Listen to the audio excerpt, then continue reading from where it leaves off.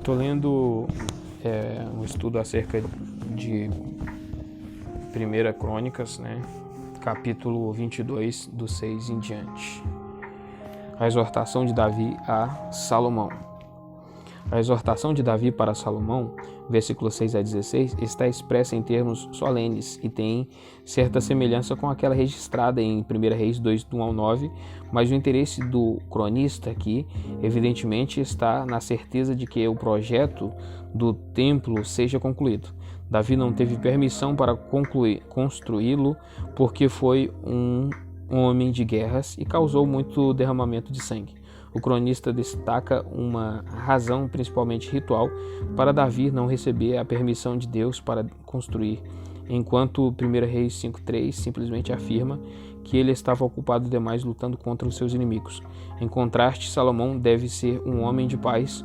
O jogo de palavras aqui é inconfundível entre Salomão e paz, que parece também Shalom, né? Paz é Shalom e Salomão é Shalom, e paz que é Shalom, né? E Shalom, olha, Shalom parece. Salomão é instruído a começar o trabalho imediatamente, o que indica que a instrução foi dada no final do reinado de Davi. A sessão termina com uma exortação os oficiais somente para que fiquem do lado de Salomão e lhe forneçam toda a ajuda do que ele precisar. A exortação pública ao povo todo, com o anúncio cerimonial do testamento do rei aos seus filhos, vem nos capítulos 28 e 29. 6. O ministério do templo, 23, 1 a 26, 28. Letra A. Os levitas, 23, do 1 ao 32. Depois que foram tomadas as medidas para que o templo propriamente dito fosse concluído, a atenção se volta agora para o serviço no templo. O cronista fornece listas detalhadas dos responsáveis e de suas funções para que haja provisões para todos os aspectos do culto no templo. Não há dúvida de que esses capítulos formem uma grande unidade, embora algumas partes talvez tenham sido acrescentadas numa edição posterior do livro. As fontes usadas pelo cronista não são conhecidas, mas muito provavelmente são derivadas dos arquivos do templo. Há evidências, no entanto, de que o autor as desenvolveu de acordo com suas próprias convicções, adaptando-se a condições do seu tempo. Nos aspectos em que a obra é um comentário das Escrituras, isso é um princípio válido, pois a tarefa do expositor é reinterpretar as Escrituras para a sua geração. A estrutura geral do capítulo segue a ordem de Ezequiel, que talvez tenha sido usada como padrão para a organização do trabalho do cronista. Os versículos iniciais preparam o cenário e introduzem uma ordem que poderia ser aplicada a todo o povo com base na autoridade de Davi. O seu objetivo, muito provavelmente, é afirmar que a prática do seu tempo originou-se na prática litúrgica de Davi e, por isso, pode reivindicar em essa base de autoridade. As orientações para as atividades no templo começam com os levitas. Foram contados os de 30 anos para cima, números 4, 3, etc. No entanto, os versículos 24 a 27 falam de sacerdotes contados de 20 anos para cima. Isso pode refletir uma revisão posterior e um contexto pós-exílico. É possível que aqui também a palavra elep, 1000, deva ser traduzida por unidade, que resultaria em números mais prováveis. Versículo também comentário de 12, 24 e 21, 5. A organização dos levitas estava baseada em 3 famílias levíticas e os detalhes provavelmente refletem a prática real na época do autor, embora o padrão básico possa ser atribuído corretamente a Davi. Todo o texto aponta e remonta aos inícios de um clero organizado e desenvolvido em associação com as necessidades do templo. As referências às filhas de Eleazar, versículo 22, são interessantes pelo fato de sugerirem a reivindicação à igualdade de direitos por meio de uma linhagem feminina. A seção final detalha as tarefas dos levitas, versículo 27, provavelmente deveria seguir o versículo 24. Deus agora veio habitar Versículo 25, ou fixar residência em Jerusalém. Esse é um termo significativo, indicando a maneira exata de habitar, do habitar divino, e está relacionado à compreensão antiga de Mishkan, o tabernacular de Javé no meio do seu povo. À vista dessa afirmação, a visão de Ezequiel assume um significado adicional, Ezequiel 7:9, e representa uma perspectiva muito diferente de outros escritos proféticos, Deuteronômio e Jeremias, nos quais Deus não está tão estritamente identificado com Jerusalém e o templo. As tarefas dos levitas estão subordinadas aos sacerdotes, a sua função era auxiliá-los, versículo 28, embora tivessem a responsabilidade pela direção da música nos cultos. Em geral, os levitas eram responsáveis pelo bem-estar material do santuário e dos seus acessórios, enquanto os sacerdotes eram responsáveis mais especificamente pelas atividades cultuais. Isso provavelmente reflete condições pós-exílicas, mas o autor afirma com razão que o que está sendo feito na sua época reflete os princípios estabelecidos por Davi para o culto. Letra B, os sacerdotes e os outros levitas, 24 do 1 ao 31. O interesse do cronista pelo culto está evidente no fato de que ele apresenta nada menos do que 6 listas de sacerdotes ou famílias sacerdotais. Confira 9, 10 ao 12, Esdras 2, 36 ao 39, Neemias 12, 2 a 21, como também inúmeras outras referências a eles. Para auxiliar Davi na nomeação das divisões sacerdotais, são chamados Zadok, representando Eleazar, e Aimeleque, representando Itamar, de acordo com 1 Samuel 22:20.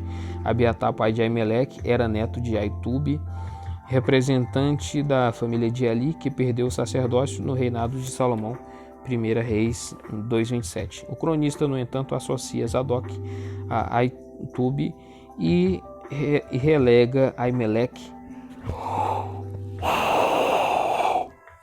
à linhagem de Itamar.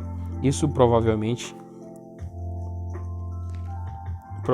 reflete a ascendência do sacerdócio de Zadok, que, a partir do tempo de Salomão, tornou-se o grupo mais importante e influente, embora ao mesmo tempo o relato também reflita o esforço bem-sucedido da família de Itamar pelo reconhecimento completo, pois evidentemente haviam sido confinados a tarefas típicas dos levitas. A divisão das tarefas no ministério era feita por sorteio, versículo 5. As duas linhagens de sacerdotes recebem responsabilidades teoricamente iguais, como em Êxodos 28.1 e Levíticos 10.6, de forma que o cronista consegue referir-se a eles tanto como líderes do santuário quanto como líderes de Deus.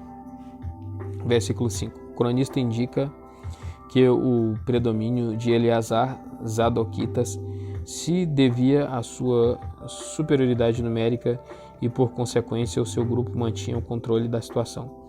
Devemos lembrar que as listas de nomes representam famílias e não indivíduos como tais, e uma série dessas famílias continuou a existir na época do Novo Testamento. Zacarias era da linhagem de Abias, Lucas 1:5. A seção que trata dos outros levitas, versículo 20 a 31, parece um acréscimo posterior à lista do capítulo 23. Ela é paralela àquela lista, mas a expande geralmente com uma geração. No entanto, o acréscimo de uma nova linhagem, a família de Merari, poderia significar que transcorreu um período maior do que 20 a 25 anos. A ausência da família de Gerson é digna de nota. Letra C, os músicos, 25 do 1 ao 31. A maneira dos sacerdotes e levitas, os músicos do templo também recebem posição oficial na organização dos cultos. As nomeações foram feitas por Davi pelos oficiais do culto e são destacados Asaf, Emã e Jedutum, cujos nomes estão estritamente associados aos grupos de músicos. A relação desses grupos com Zerá 2:6 poderia sugerir que a sua origem é pré-israelita e que faziam parte da adoração local antes da conquista, que foi assimilada por Israel. O bem conhecido interesse de Davi pela música pode ter sido o fator que estabeleceu de forma oficial, e a evidência dos salmos reflete uma relação íntima entre a adoração organizada e a música no início da monarquia. A segunda parte do versículo 4 exibe problemas interessantes. O cronista a apresenta como uma sequência de nomes, mas há argumentos fortes para considerar esse trecho ou um fragmento de um salmo ou uma série de títulos para a classificação de diversos salmos com base num catálogo do templo. Presumivelmente, os títulos foram deslocados em alguma época e foram lidos como uma lista de nomes. Uma pequena mudança na vocalização e na divisão das palavras daria no seguinte: Sê bondoso comigo, ó Javé, sê bondoso, tu és o meu Deus. Eu tenho magnificado e vou exaltar o meu auxiliador. Sentado em adversidade, eu disse: dá sinais claros com fartura. Essas podem bem ter sido referências originais a tipos de salmos usados e talvez exemplos do tipo de expressões inspiradas que cabiam a esses cantores levitas.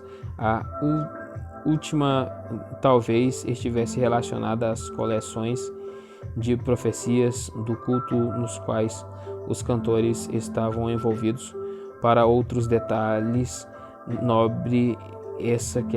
sobre essa questão, consulte os comentários mais conhecidos.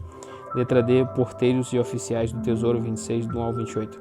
A lista de oficiais continua em ordem descendente de importância até os porteiros e oficiais do Tesouro. Embora tenham sido uma ordem inferior, a sua posição é importante mesmo assim e recebem o status de levitas. Isso sugere que essas listas talvez tenham sido escritas após a história original do cronista, visto que evidentemente eles não receberam o status levítico no período de Esdras, Neemias, imediatamente após o exílio. As listas de porteiros apresentadas aqui são semelhantes às de Esdras e Neemias, mas com ampliações. A lista parece uma continuação das listas de 9, 17, 18 e 16, 37 e 38, com mais nomes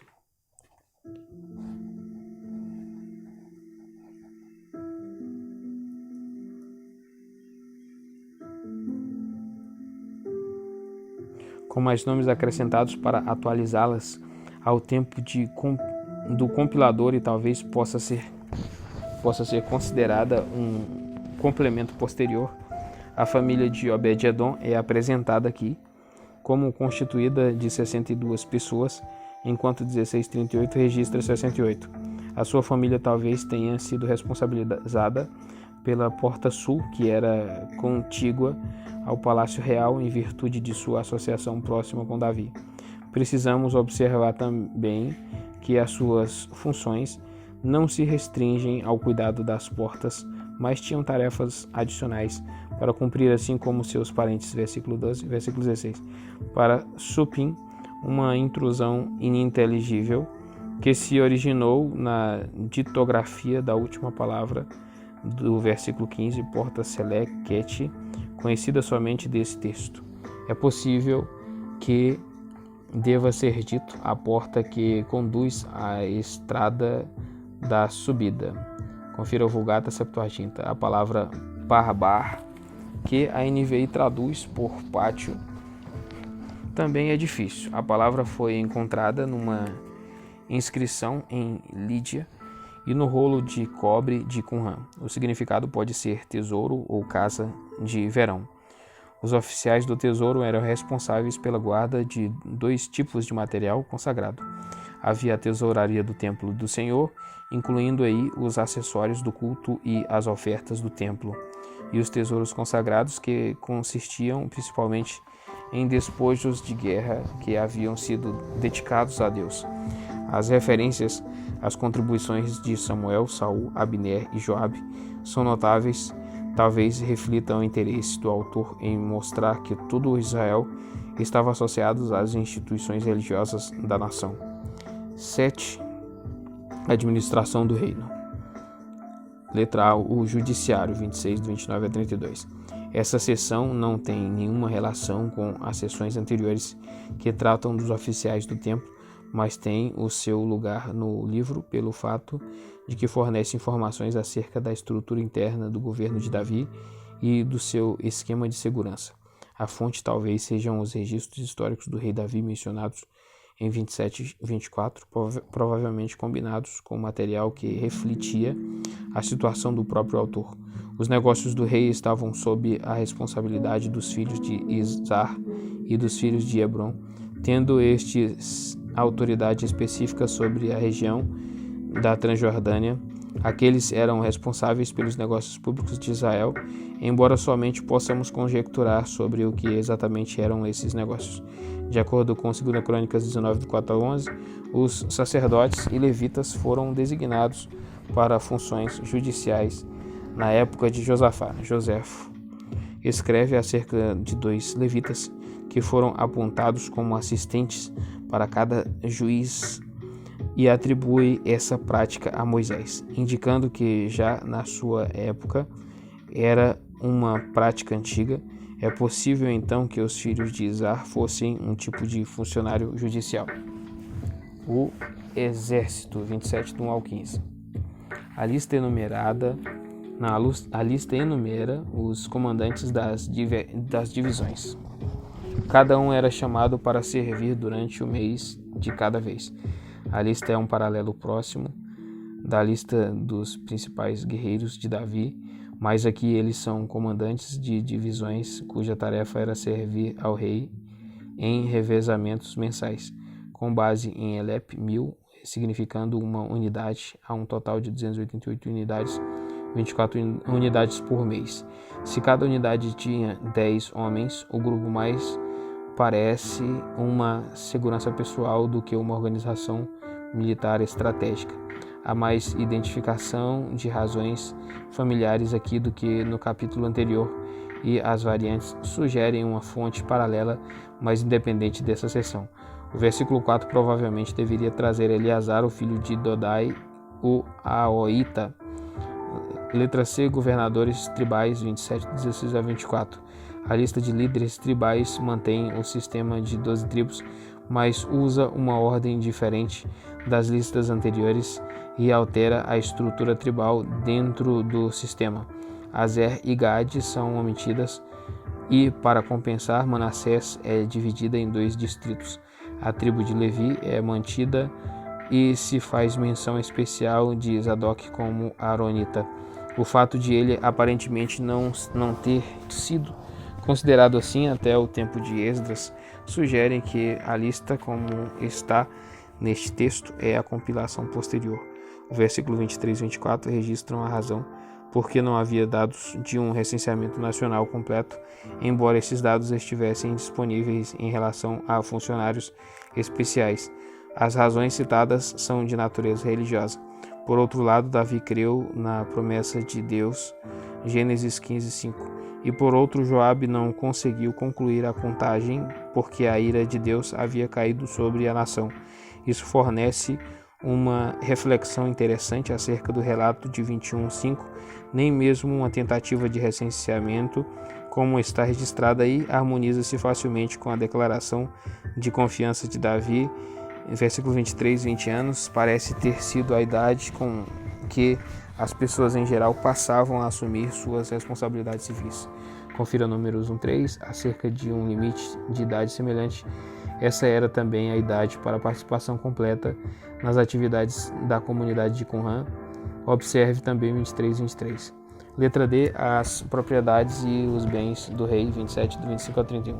Aparentemente, os administradores da coroa estavam preocupados principalmente com os depósitos reais em Jerusalém e nas províncias, e também com a administração das propriedades da coroa, propriedades rurais, vinhas, etc.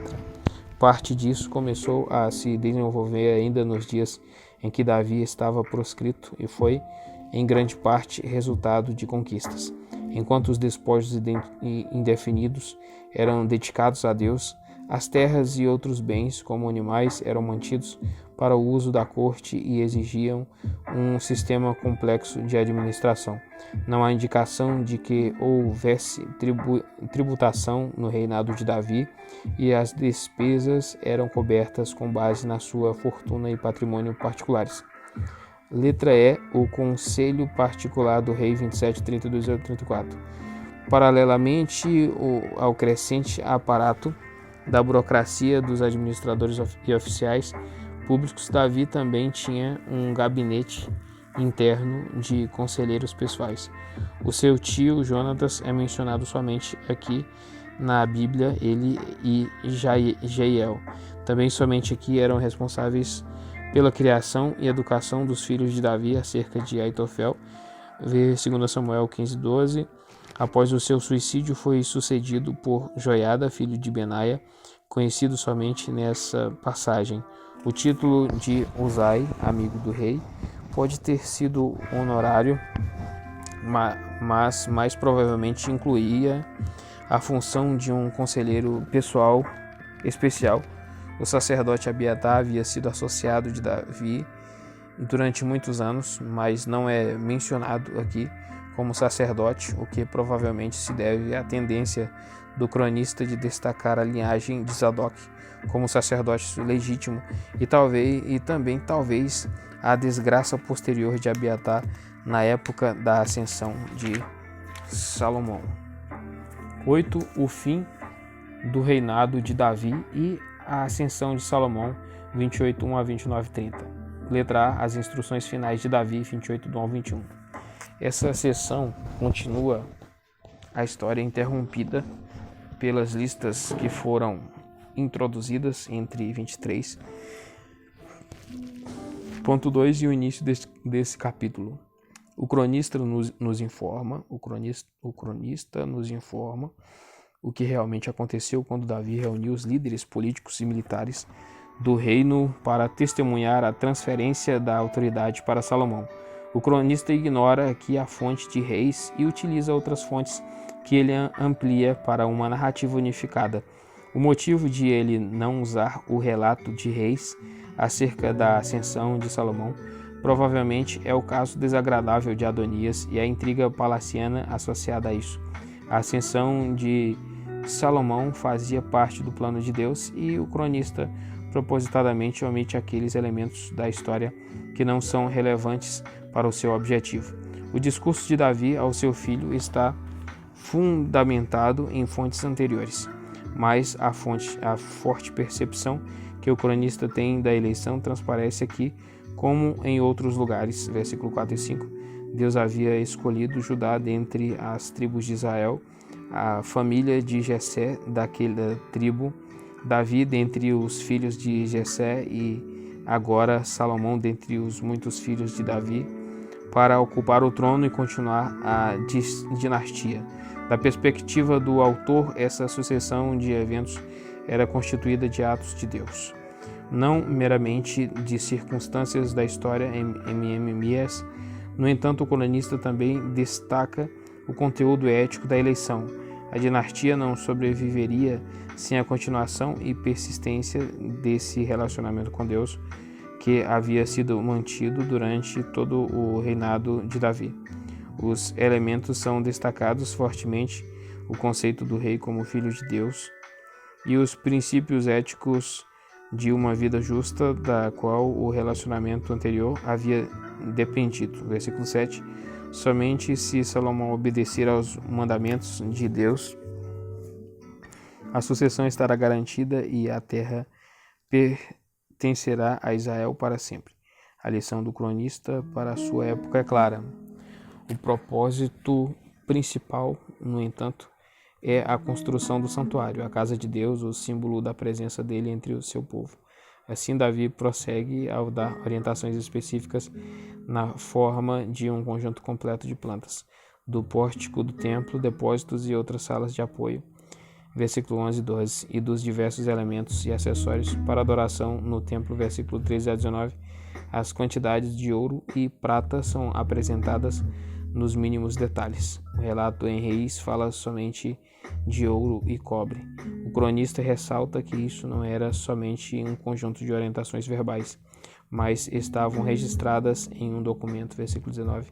Alguma planta de construção talvez tenha sido preservada nos arquivos do templo, mas o cronista, em concordância com o seu tópico principal, queria ressaltar que esses planos tinham origem na inspiração divina. Eles vinham da mão do Senhor. Versículo 19. A comparação com Moisés e Bezalel parece clara, Êxodos 31, do 11, etc.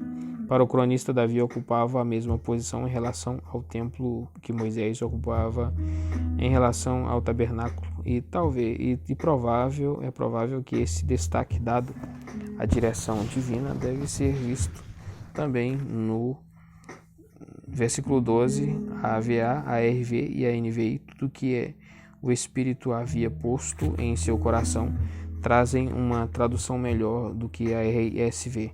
Tudo que tinha em mente, confira a nota de rodapé na NVI, o hebraico ruach. Espírito nunca é usado pelo cronista, a não ser em relação a Deus. E parece que esse versículo está em harmonia com o restante da seção, ao ressaltar que a sabedoria de Davi em desenvolver estas plantas era resultado da orientação divina. A ênfase bem diferente em relação a 1 Reis 5 e 6, mais uma vez destaca a preocupação do cronista com a grandeza de Davi. Existe a possibilidade de que a descrição apresentada aqui reflita a influência de Ezequiel, especialmente em relação ao carro dos querubins, versículo 18, talvez uma alusão ao carro do trono em Ezequiel 1:10, a instrução final a Salomão, versículo 20 a 21, serve para imprimir no jovem rei e no povo como um todo a seriedade do empreendimento em que estavam embarcando. A linguagem usada reflete fortemente a linguagem usada por Moisés na sua instrução a Josué. Deuteronômio 31, 6, 8, Josué 1, 5. E mais uma vez se destaca o paralelo entre Moisés e Davi. Não há dúvida de que essas orientações eram para os assistentes de Salomão, tanto quanto para ele mesmo, para insuflar a lealdade e a devoção deles à causa. Agora eu vou entrar no capítulo 29 e eu vou gravar no outro vídeo.